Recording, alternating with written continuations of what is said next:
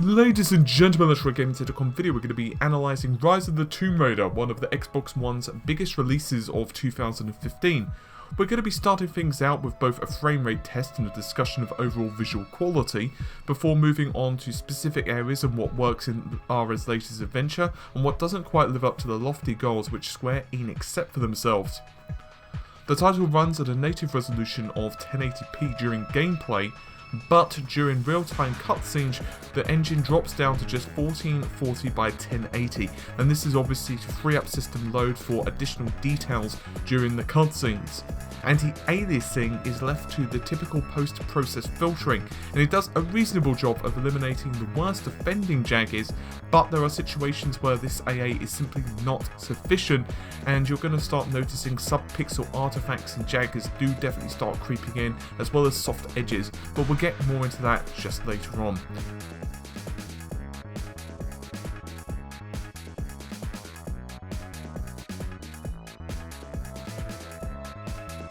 Texture filtering, like many next generation releases, doesn't quite hit the mark, and this is rather noticeable when viewing textures, for example ground and foliage, at extreme angles.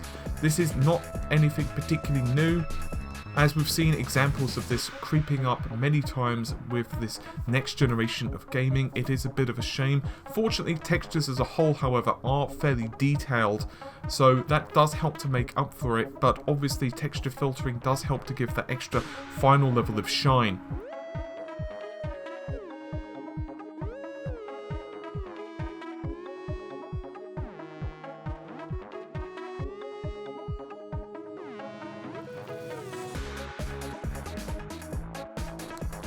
What I do want to discuss, and probably the biggest criticism I have with Rise of the Tomb Raider, are the frame rate and torn frames. Frame rates struggle often to maintain 30 FPS cap, particularly in scenes with lots of water, and lots of enemies on screen could also be a problem, particularly in more open areas with a lot of explosions happening. Unfortunately, as you're going to be seeing throughout this video, this does lead to a lot of torn and duplicate frames of animation, and they can look rather ugly and pretty noticeable at times when you get several in a row.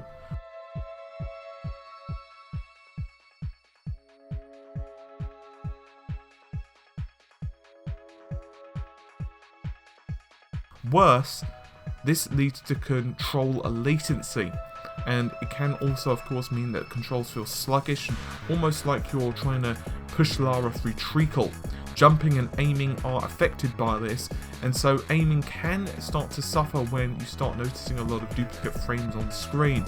It's a bit of a shame, and definitely something you'll notice if you're used to playing say the definitive edition, of Tomb Raider on either the next generation consoles or of course on the PC.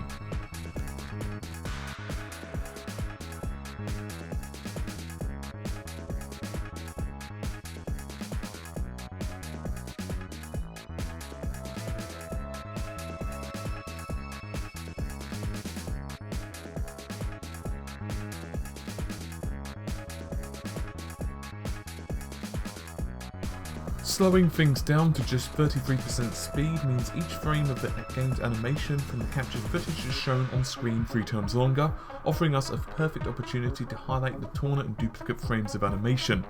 The areas we've selected here aren't typical. They are some of the worst cases we've witnessed, but it does demonstrate just how much work the console is being asked to perform, as the system simply cannot draw frames of animation within the 30 FPS render times when things get too hectic. Despite all of the aforementioned issues, it's hard to deny Rise of the Tomb Raider is indeed a very beautiful game. Lighting can be incredible, with excellent usage of volumetric lighting which cuts through the darkness. Glow sticks, torches and fire illuminate Lara and the surrounding environments, an excellent demonstration of what we're coming to expect from the next generation of dynamic lighting in scenes.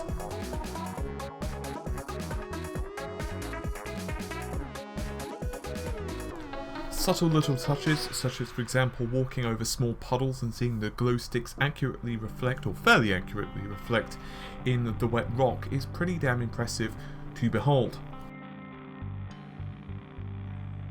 However, there is a small hiccup on excellent lighting, and these are the shadows, which have a tendency to be rendered at a lower resolution than the surrounding environment, and don't quite match up to the lighting's quality. They are often first to suffer at a distance, with large scenes' important shadows often just disappearing or completely changing within just a few steps. I would prefer a more gradual level of detail transition, and it would certainly help to smooth things out. It's a small shame because aside from the shadows, and occasionally the lighting can be a little strong with perhaps a little bit too much of an emphasis on bloom lighting and sometimes unrealistic specular effects, but aside from that, the lighting engine in Rise of the Tomb Raider looks absolutely incredible. Love it or hate it, motion blur is here to stay, and the title does push generally a high degree of motion blur, which is fortunately fairly high quality. It's present even when you're spinning the in-game camera around, but at times when the game gets a little hectic, very busy, for example chase moments with lots of explosions, motion blur can sometimes turn itself off for short periods of time. This can lead to inconsistent visuals, but this is mostly noticeable if you're trying to perform analysis on footage post-haste, well rather post-play rather than actually while you're playing, because obviously you're more focused on not getting run over by a large boulder. I have a sneaking suspicion this is to alleviate GPU usage, but in this case I would probably agree with the developers that higher frame rates are more important than high quality blur. Also, unsurprisingly, Lara's hair continues the tradition of 2013's Tomb Raider by utilising tress effects for rendering. This time, however, we see an updated tress effects which offers large improvements on the realism of how hair behaves. Strands of Lara's locks can be blown in the wind, move realistically in water, and generally affected by the weight of the hair. For example, is the hair wet or dry? These all make different variations in subtle movements caused by, say, wind blowing on the character, or even her just running from, say, a tiger. It's worth noting that generally speaking, there have been a considerable level of detail improvements in over tress effects with its numerous iterations, and this reduces the strand count of Lara's hair automatically if she's further distance from the camera, which obviously saves GPU processing resources. It is worth noting that despite tress effects being capable of doing so much more than just hair, for example grass and animal fur, it doesn't seem to be the case with Rise of the Tomb Raider.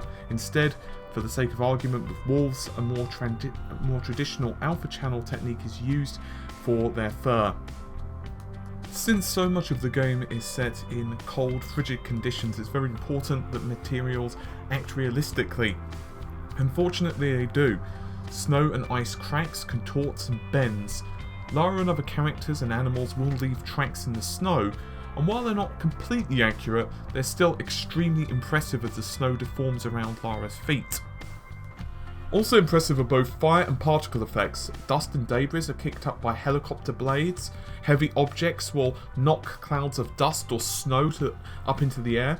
Flamethrowers and flame arrows will burn flammable objects, and they too will catch other objects alight and will light the scene accordingly. It all helps set the mood.